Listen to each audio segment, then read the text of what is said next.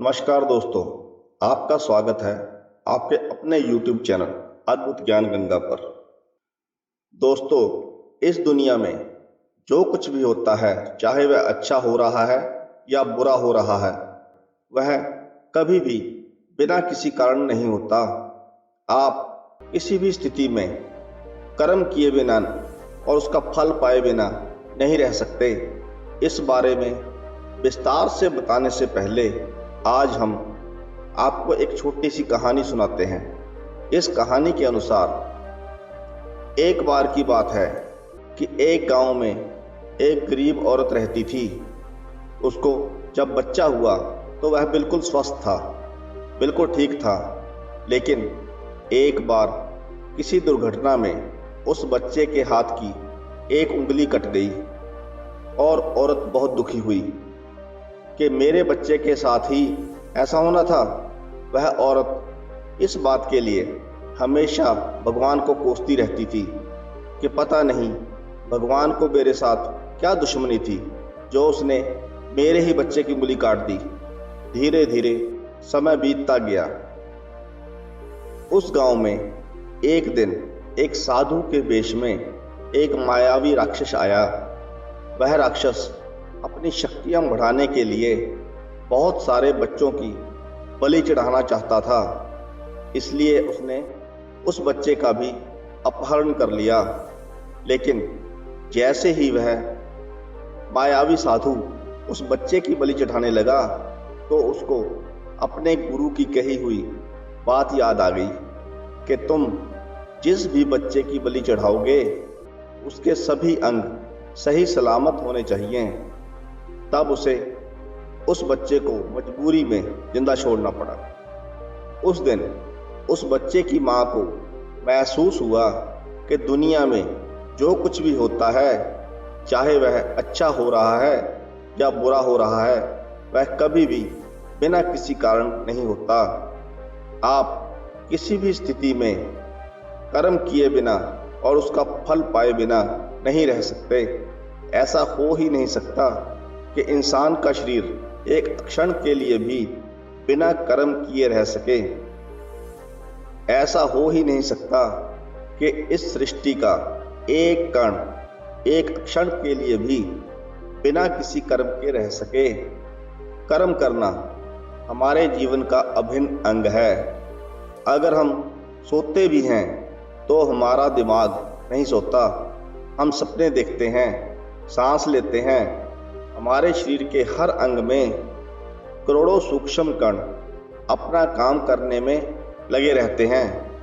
हम कर्म करने से कभी नहीं बच सकते और भगवान यह भी बोलते हैं कि हमें किसी भी कर्म में बंद करके नहीं रहना चाहिए।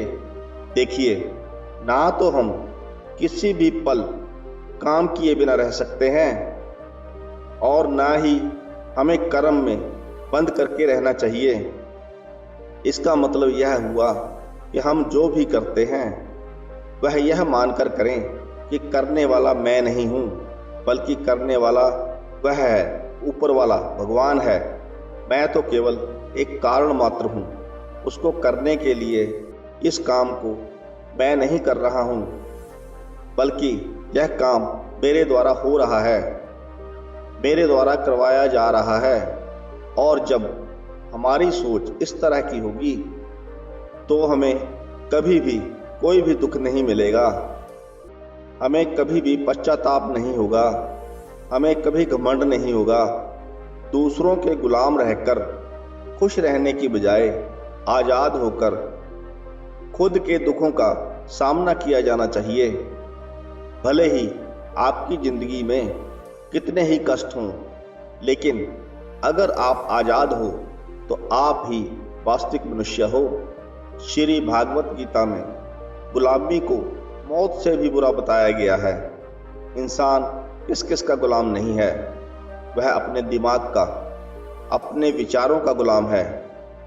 कहीं काम कर रहे हैं तो किसी के गुलाम होकर काम कर रहे हैं। दूसरों का साथ लेना और दूसरों का गुलाम बनना, इसके बीच एक हल्की सी लाइन है और आप इस लाइन के दूसरी तरफ चले गए तो समझो कि आप किसी के गुलाम बन गए। और वह लाइन है सेल्फ रिस्पेक्ट यानी आत्म सम्मान। जब तक इंसान अपनी सेल्फ रिस्पेक्ट या आत्म सम्मान बनाकर कोई काम करता है तब तक वह आज़ाद रहता है। लेकिन जब वह किसी के सामने इतना गिर जाता है कि उसकी सेल्फ रिस्पेक्ट यानी आत्म सम्मान खत्म होने लगता है तो उसकी ज़िंदगी समस्याओं से घिर जाती है और वह गुलाम बन जाता है। इसलिए दूसरों के गुलाम रहकर खुश होने से अच्छा है कि आज़ाद होकर खुद की समस्याओं का सामना किया जाए। कामना, इच्छा, गुस्सा और लालच यह तीनों नर्क के दरवाजे हैं। बिना किसी मकसद के तो हम जिंदगी जी नहीं सकते और मकसद पूरा करने के लिए हमारे मन में इच्छा होना बहुत ज़रूरी है।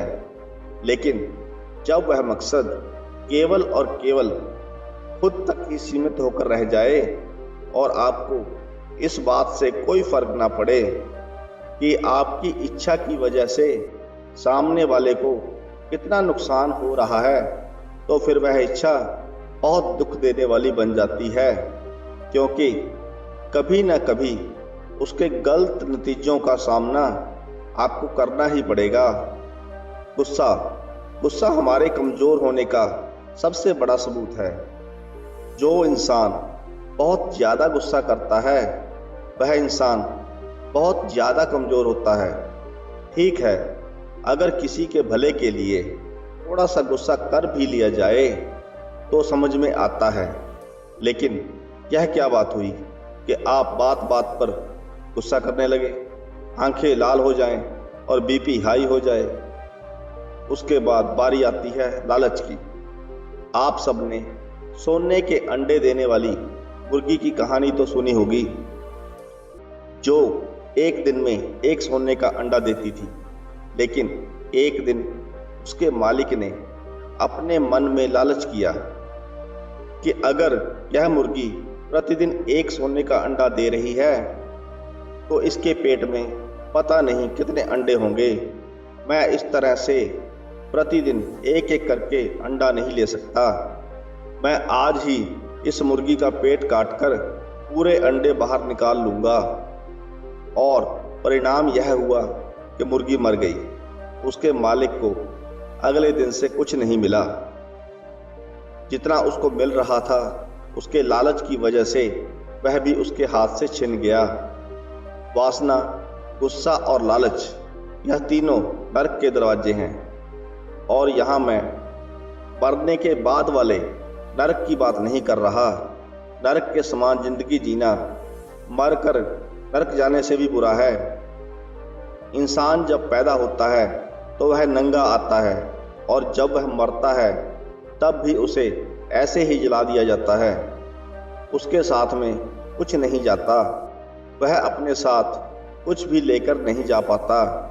जिंदगी में जो कुछ भी आपको यहाँ आने के बाद मिला है वह आपके आने से पहले किसी और का था, और जब आप यहाँ से चले जाओगे तब वह सब किसी और का हो जाएगा। आज जो पैसा आपके पास है, आज जो नाम आपके पास है, आज जिस पोजीशन पर आप हैं उस पोजीशन पर आपसे पहले कोई और था। आज भले ही आप वहाँ हों, लेकिन कल कोई और आपसे वह जगह छीन लेगा।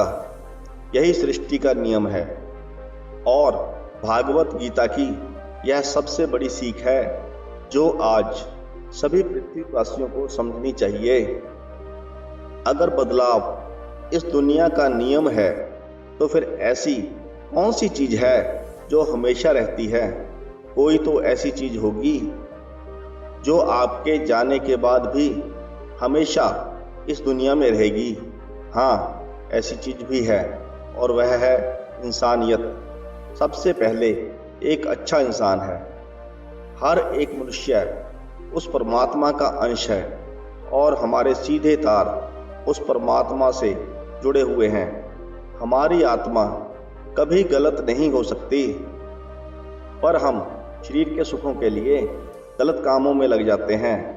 और उन गलत कामों का नतीजा भी गलत ही होता है। खैर छोड़िए, आज हमारे पास जो कुछ भी है, चाहे हमारा प्यार हो, कोई रिश्ता हो, पैसा हो, वह सब हमसे जरूर छिन जाएगा, वह हमसे दूर चला जाएगा।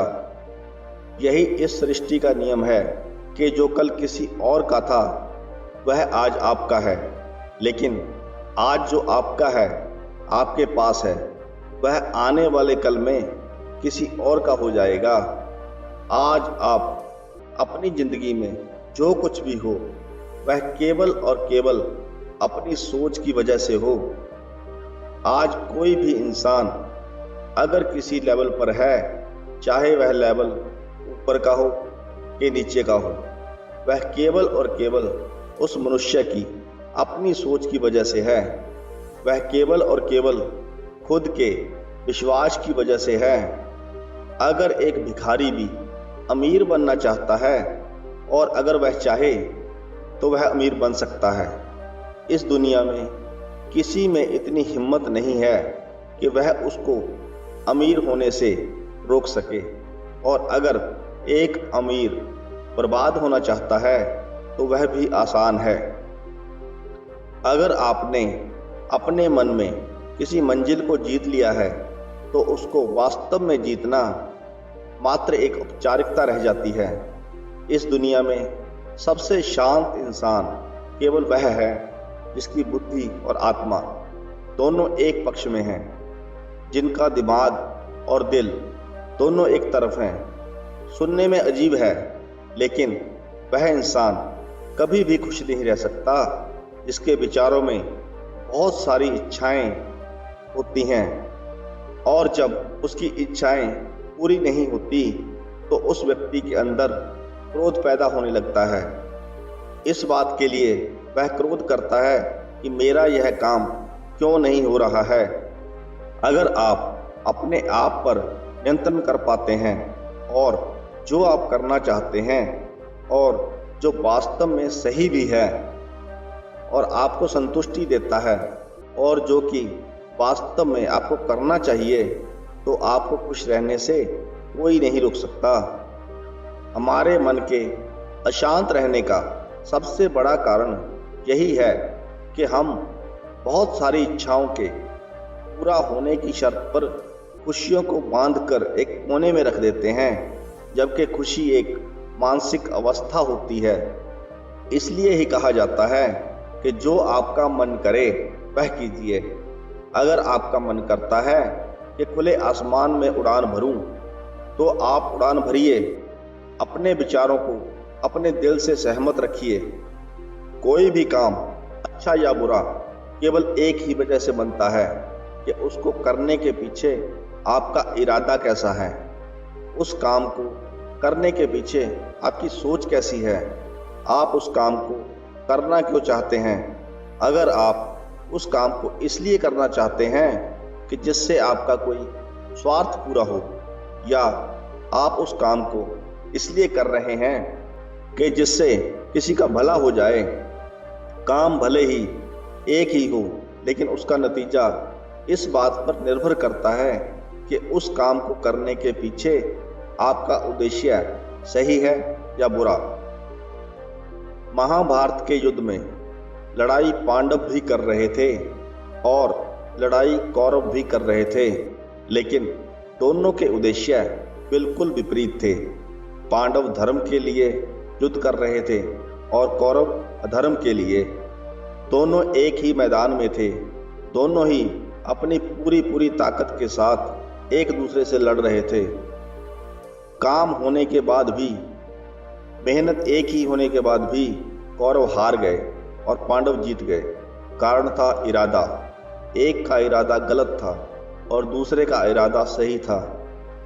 सच्चाई और अच्छाई को ना कभी हराया जा सकता है और ना ही कभी छिपाया जा सकता है। इसलिए सच कहने से और अच्छे काम करने से कभी मत डरिए। इस विषय के बारे में भगवान बुद्ध भी कहते हैं कि इंसान कितनी भी कोशिश कर ले, लेकिन सच्चाई और सूरज को ज़्यादा देर तक छुपाया नहीं जा सकता। सच्चाई और चंद्रमा को ज़्यादा देर तक छुपाया नहीं जा सकता। एक समय आने पर उनको दुनिया के सामने आना ही होता है। आप उनको सामने आने से रोक नहीं सकते। इसलिए अगर आप आज कोई ऐसा काम कर रहे हो जो गलत है, जिसमें झूठ है, तो उस काम को आपको आज ही छोड़ देना चाहिए, क्योंकि किसी न किसी दिन आपकी सच्चाई इस दुनिया के सामने जरूर आएगी। हम आजकल अपनी जिंदगी में बहुत सारे झूठ प्रतिदिन बोलते हैं। कई बार किसी के आरोप से बचने के लिए झूठ बोल देते हैं, तो कई बार अपना फायदा देखने के लिए झूठ बोलना पड़ता है। श्री भागवत गीता में यह भी कहा गया है कि अगर आप कोई ऐसा सच बोलते हैं जिससे किसी मासूम के साथ अन्याय होता हो, तो ऐसा सत्य अच्छा नहीं होता। और अगर आप ऐसा असत्य बोलते हो, ऐसा झूठ बोलते हो जिससे किसी का भला होता है, नुकसान नहीं होता, तो ऐसा असत्य भी बुरा नहीं होता। किसी का बुरा नहीं होना चाहिए, किसी के साथ अन्याय नहीं होना चाहिए। इस सत्य और असत्य को समझना बहुत ही बारीकी का काम है। इसलिए अपने विवेक से 2 बार सोच करके उसके बाद ही यह निर्णय लें कि आपको क्या बोलना चाहिए और आपको क्या करना चाहिए। अगर आप जिंदगी में कुछ पाना चाहते हैं तो आपको उसके लिए संघर्ष करना पड़ेगा, और अगर आप संघर्ष नहीं करना चाहते तो आपको इस बात का दुख नहीं होना चाहिए कि आपको वह सब हासिल नहीं हुआ जो आप हासिल करना चाहते थे। अगर आपको अपने कर्मों का अच्छा नतीजा चाहिए या आपको अपने लिए अपनी ज़िंदगी में कुछ हासिल करना बहुत ज़रूरी है, तो फिर आप यह मत देखिए कि मेहनत करने का सही समय कौन सा है। आप यह मत देखिए कि आपको भूख लग रही है या प्यास लग रही है। आप यह मत देखिए कि आपको नींद आ रही है, गर्मी लग रही है या सर्दी लग रही है। अगर आप ज़िंदगी में कुछ पाना चाहते हैं, आपकी ज़िंदगी में किसी लक्ष्य के बहुत खास मायने हैं, तो आपको संघर्ष करना ही पड़ेगा। अगर आप संघर्ष नहीं करना चाहते तो फिर आपको जितना कम मिले या नहीं मिले, या आपके साथ बुरा हो, आपके साथ गलत हो, आपके साथ अन्याय हो, तो आपके अंदर इतनी हिम्मत होनी चाहिए कि आप उन दुखों को सहन कर सकें, क्योंकि यह आपकी ज़िंदगी थी, आपका सपना था, आपकी मेहनत थी। जिसको मेहनत करनी थी वह मेहनत करके सुखों को भोग रहा है। जिसको पूरे सपने देखने थे वह आज भी वैसा ही है जैसा वह तब था जब उसने वह सपना देखना शुरू किया था। अपने सपनों के लिए आपको संघर्ष करना पड़ेगा। आपको काम करने की तो छूट है, लेकिन कभी भी अपने आप को उस काम में होने वाली जीत या हार में खुद को बांधकर नहीं रखना चाहिए। यह एकमात्र एक ऐसी चीज है जो अगर इंसान समझ ले तो उसके सभी दुख समाप्त हो जाते हैं और वह बिना विचलित हुए या परेशान हुए मेहनत कर सकता है। और इस दुनिया में उसके लिए ऐसी कोई मंजिल नहीं बचेगी जिसको वह फिर हासिल ना कर सके। और सबसे शानदार बात यह होगी कि बहुत कुछ प्राप्त करने के बाद भी आपको कभी घमंड नहीं आएगा। आपका कभी भी किसी भी काम को करने का यह उद्देश्य नहीं होना चाहिए कि अगर मैं यह काम कर दूंगा तो मुझे यह फल मिलेगा। अक्सर यह होता है कि हम मेहनत तो बहुत करते हैं, लेकिन उस मेहनत से ज़्यादा हमारे मन में इच्छा होती है और हम हर वक्त यह सोचते रहते हैं कि मैं इतनी मेहनत कर रहा हूँ तो मुझे सफलता क्यों नहीं मिलेगी, मुझे सफलता मिलनी चाहिए, मैं उसके लायक हूँ और हमारी कामनाएं इतनी ऊंची हो जाती हैं जितनी हमारी मेहनत होनी चाहिए। लेकिन अगर आप अपने काम में सफल नहीं हो पाते तो आपको एक बात जरूर याद रखनी चाहिए कि अगर आप इस काम में सफल नहीं हुए तो कोई और इस काम में सफल हुआ होगा, क्योंकि उसने निश्चित ही आपसे ज़्यादा मेहनत करी होगी। और अगर वह सफलता उसको ना मिलकर आपको मिल जाती तो कहीं ना कहीं यह उसके साथ अन्याय होता, क्योंकि उसने आपसे कहीं ज़्यादा मेहनत करी है, क्योंकि उसके कर्म आपसे ज़्यादा संघर्षशील रहे हैं। और जिस दिन आपका कर्म सबसे ज़्यादा संघर्षशील बन जाएगा उस दिन सफलता आपकी भी हो जाएगी, इसमें कोई शंका नहीं है।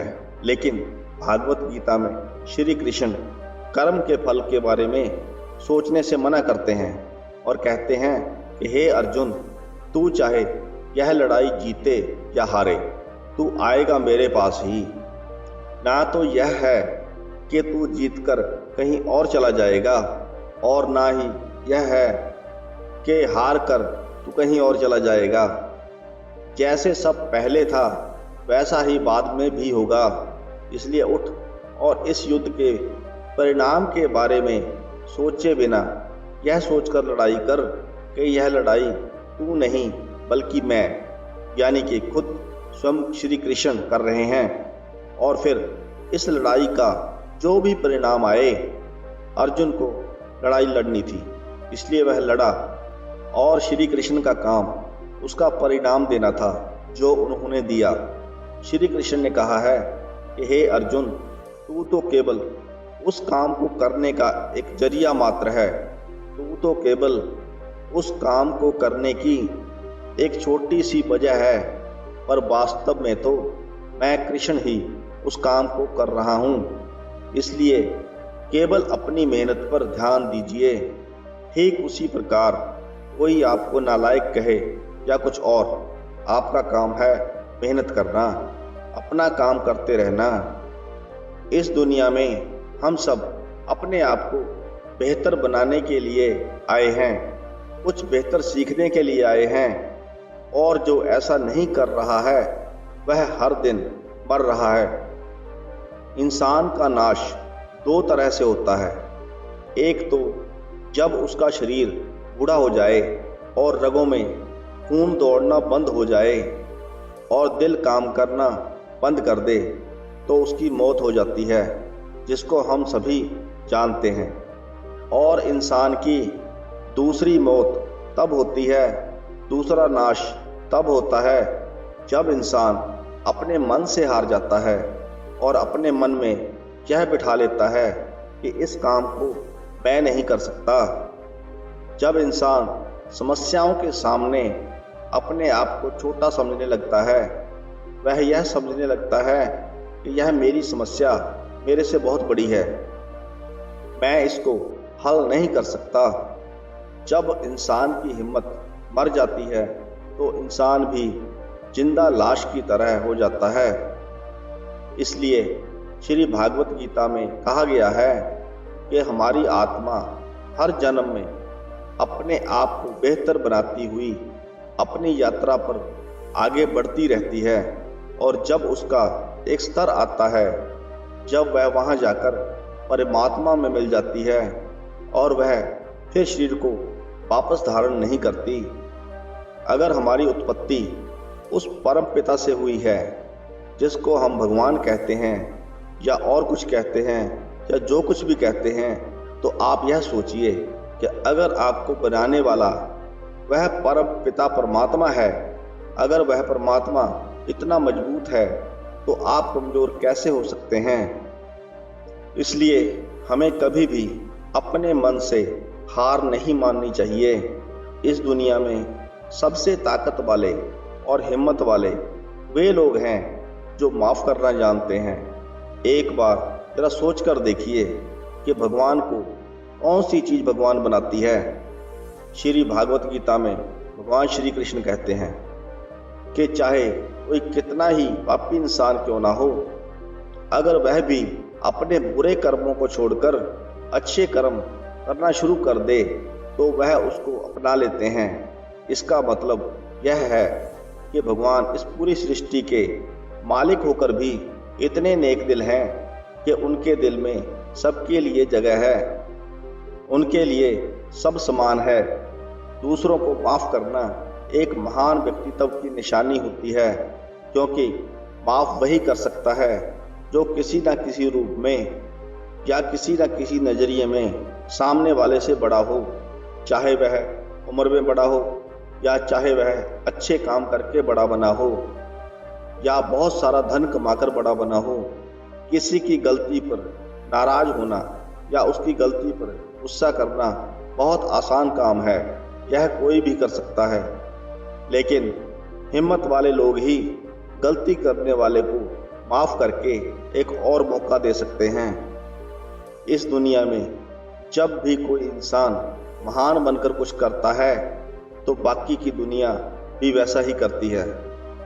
भगवान श्री कृष्ण ने कहा है कि हे अर्जुन, अगर तू लड़ाई नहीं करेगा तो हर कोई तुम्हारी बुराई करेगा, तुम्हारे वंश को गालियां देगा और लोग तुम्हें कायर कहेंगे। लेकिन अगर तुम युद्ध करके जीत जाओगे तो इससे आगे आने वाली जो दुनिया है उसके लिए तुम एक उदाहरण पेश करोगे। उदाहरण यह होगा कि अधर्म पर धर्म की जीत हो ही जाती है। और अर्जुन, जो तू करेगा उसकी चारों तरफ बहुत बड़ाई होगी और तुम्हारी आने वाली पीढ़ी भी तुम्हारी तरह ही बनेगी।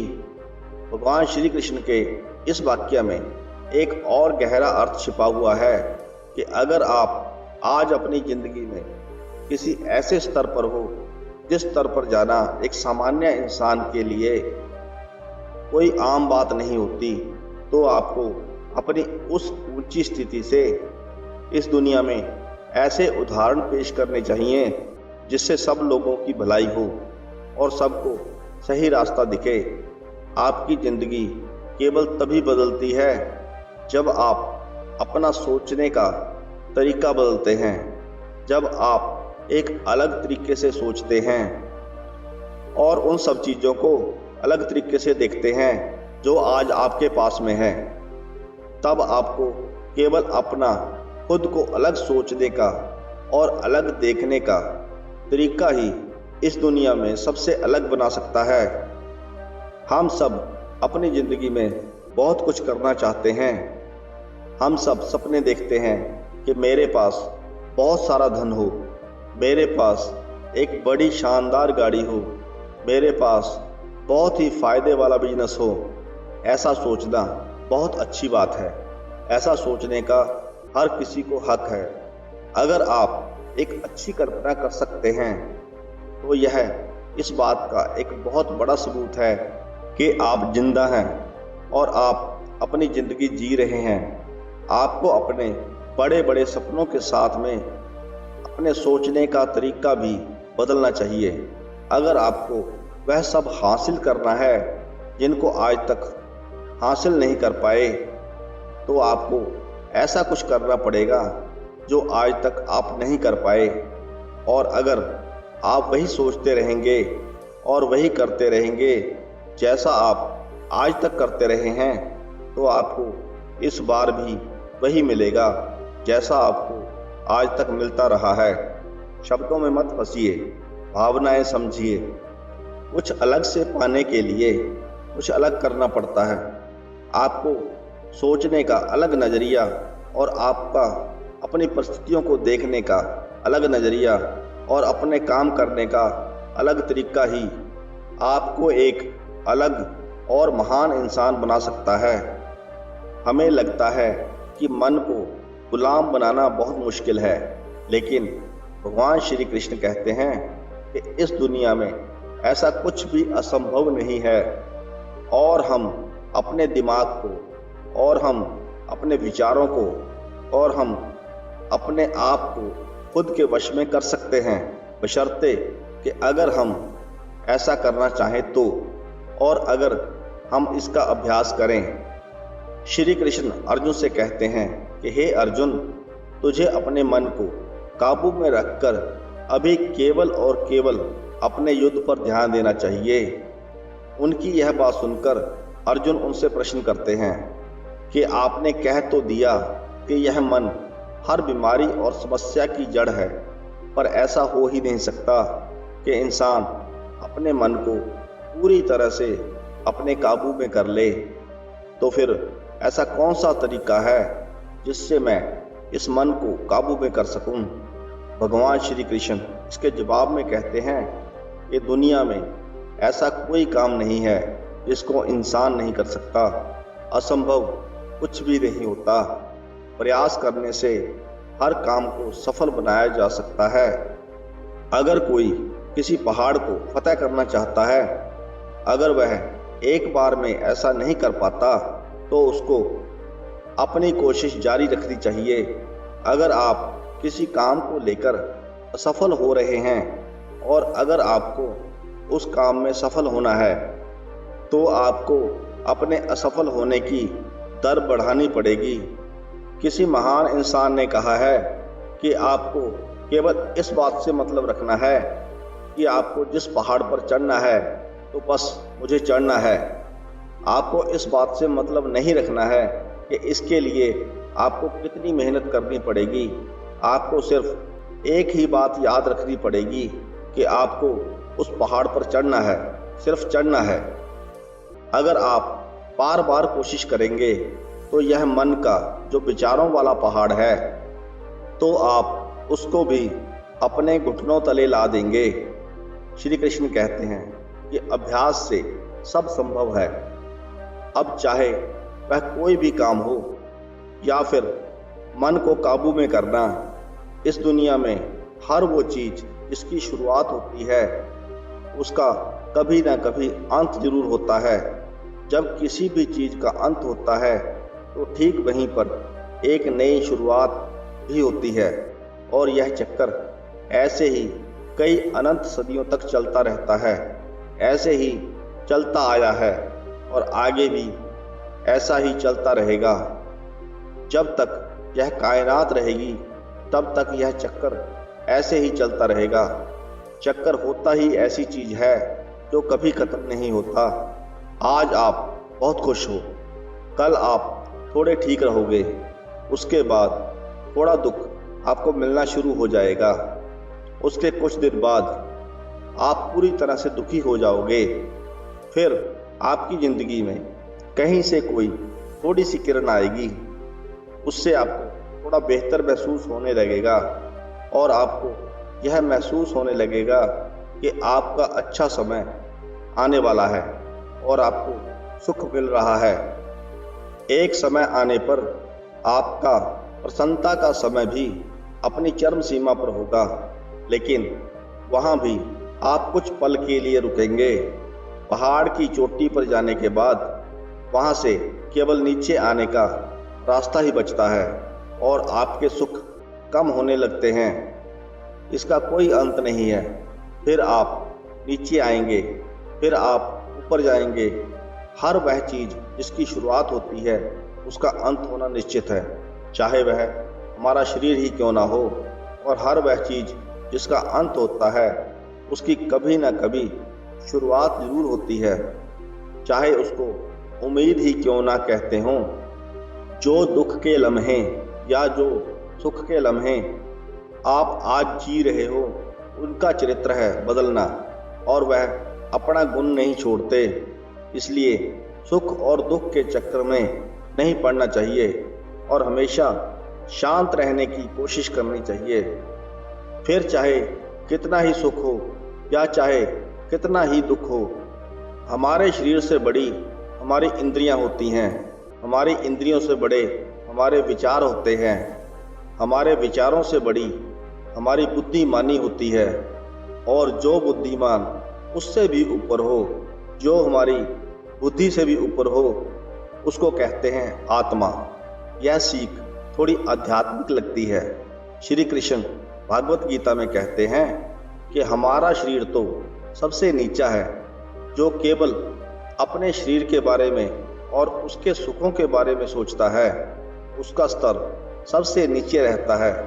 उससे ऊपर उठकर कोई इंसान अपने विचारों में जीता है तो वहाँ से कुछ उम्मीद होती है कि वह कुछ ऐसा भी सोचे जिससे उसकी ज़िंदगी पूरी तरह से बदल जाए और वह कुछ बड़ा काम कर जाए।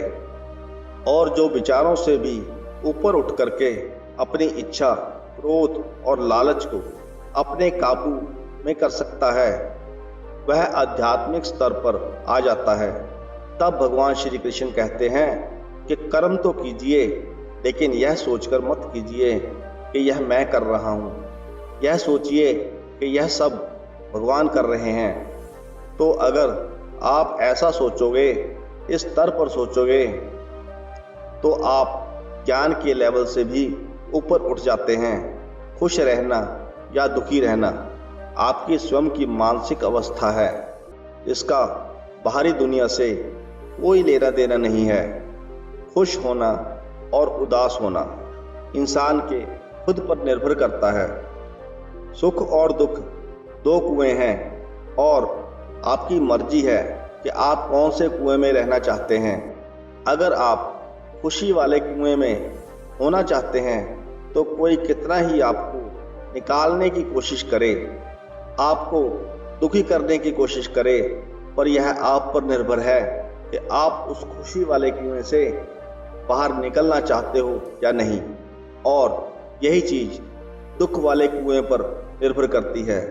अगर आप यह मानकर बैठे हो कि आपको दुखी ही रहना है, तो दुनिया का कितना भी बड़ा समझदार हो या समझाने वाला हो, वह आपको खुशी नहीं दे सकता। खुश रहना या दुखी रहना आपकी इच्छा पर निर्भर करता है। आप जैसा रहना चाहते हैं, आपकी मर्जी है। इस दुनिया में हमारा सबसे बड़ा शत्रु हमारा मन है। उसको हम बस में नहीं रख पाते हैं। एक बार जरा सोचिए कि हर इंसान मेहनत क्यों नहीं कर पाता, हर इंसान खुश क्यों नहीं रह पाता, हर इंसान सफलता हासिल क्यों नहीं कर पाता, क्योंकि हर कोई अपने मन को काबू में नहीं रख पाता। यह मन हमारा सबसे बड़ा दुश्मन है। अगर यह हमारे काबू से बाहर निकल जाए तो यह एक ऐसी चिड़िया है जिसको पकड़ने में अच्छों के पसीने निकल जाते हैं। अगर हम चाहें तो हम अपने मन को अपने सबसे बड़े मित्र के रूप में बदल सकते हैं। हम अपने मन को काबू में करके उन सब कामों को बेहतर ढंग से कर सकते हैं जिनको करने में हमें मज़ा नहीं आता, लेकिन जिनको करना हमारे लिए ज़रूरी होता है। जी हाँ, हम बात कर रहे हैं अनुशासन की। अगर हम अनुशासन में रहते हैं तो हमारे लिए इस दुनिया में कुछ भी पाना मुमकिन है। जिंदगी ना तो भूतकाल में है और ना ही भविष्यकाल में। अगर जिंदगी है तो केवल वर्तमान में है। हम बीतते हुए समय को याद तो कर सकते हैं और उसमें किए गए कर्मों के फल को भुगत तो सकते हैं, जबकि आज के समय में भी हम जो काम कर रहे हैं वह भी कभी ना कभी भविष्य में हमारे सामने फल के रूप में खड़े होंगे।